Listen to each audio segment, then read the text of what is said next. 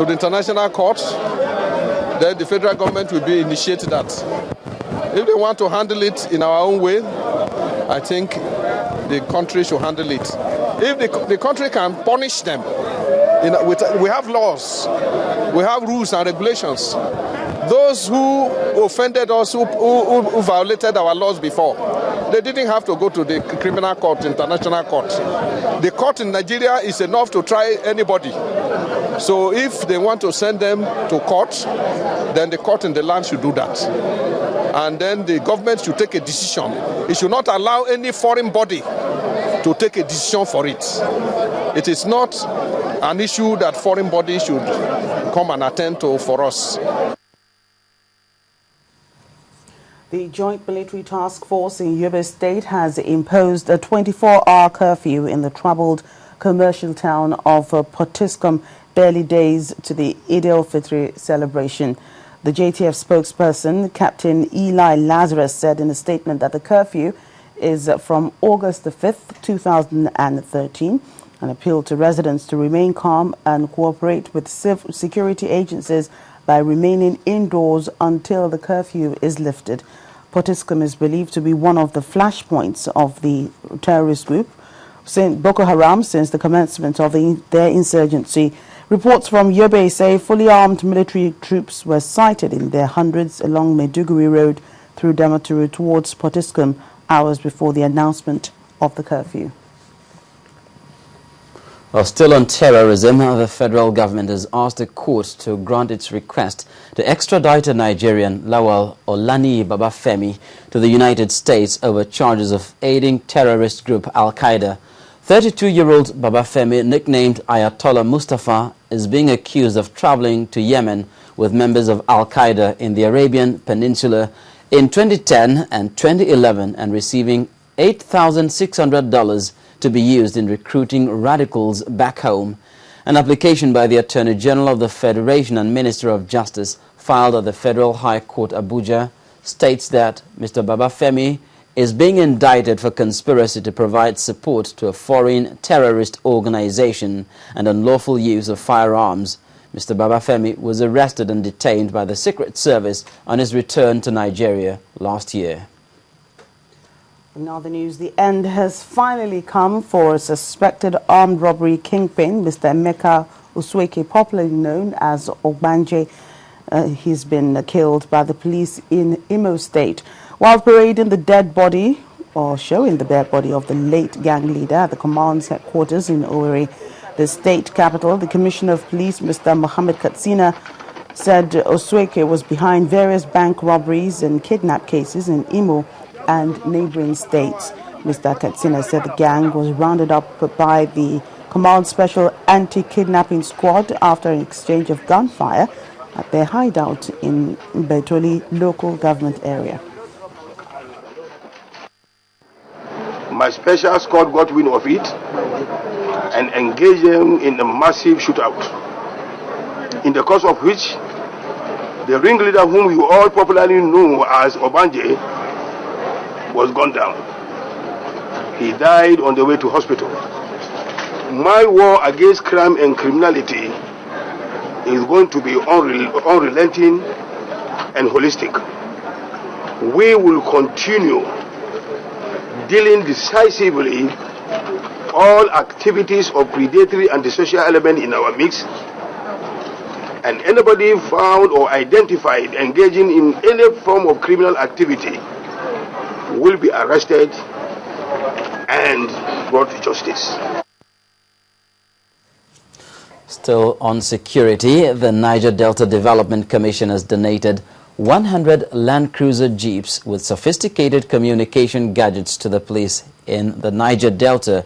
The NDDC chairman handed over the vehicles to the Inspector General of Police at the Police Children's School in Port Harcourt, the Rivers State capital.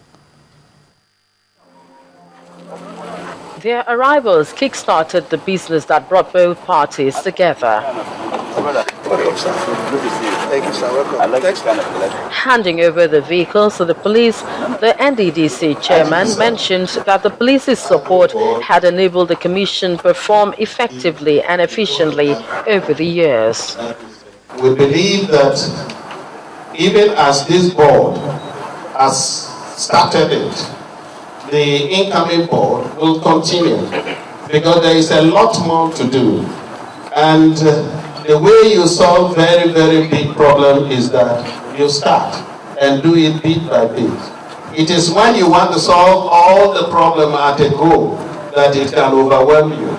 The glory of God and service to humanity. After commissioning the vehicles, the police IGP assured that the vehicles would be used for patrols, surveillance and other security operations.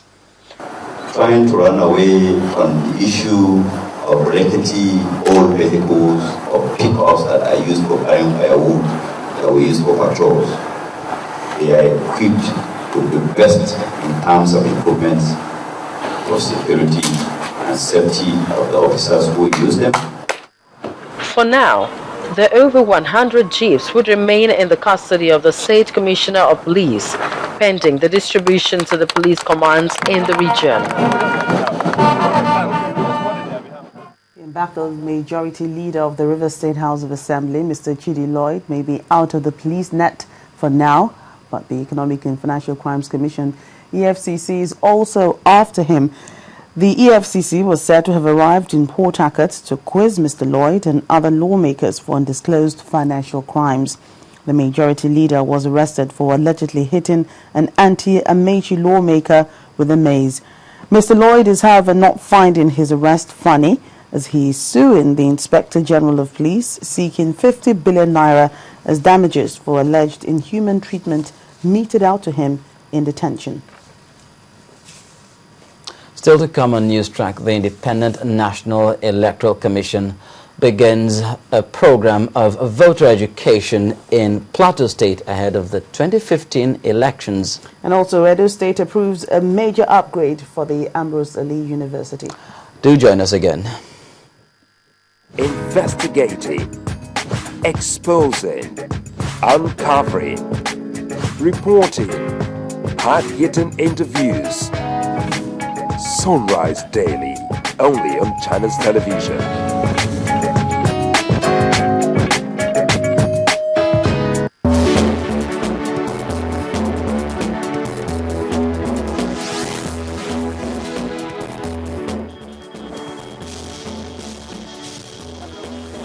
Our top stories and other programs can be found on our website, channelstv.com, and on youtube.com/channelsweb. Visit m.channelstv.com to view us live on an iPad, iPhone or BlackBerry if you're on the go. Or you can also download the Channels TV app for Android and Nokia 920 from the respective stores. Voting patterns in past elections in Plateau State resulting in a high rate of invalid votes is giving the electoral umpire a lot of concern. The Independent National Electoral Commission has therefore made a move to forestall such challenges in subsequent elections by training its staff at the grassroots level in order to arouse public interest in the need for credible polls come 2015. INEC and its staff at the grassroots are in this room alongside other stakeholders for training in order to educate the public ahead of 2015 elections. The challenges they say they faced in the past elections informed this training program. The major problem has been on educating those who are involved in the electoral process, especially the electorate. We have realized at a polling unit, you find that sometimes you find about half of the voters' cards are invalid. International Foundation for Electoral Systems, IFES, and National Orientation Agency officials were available as facilitators. The objective is to train all the participants, the AEOs, the EOs, and the RAOs and all officials on how to conduct effective voter education at their LGAs, the local government areas.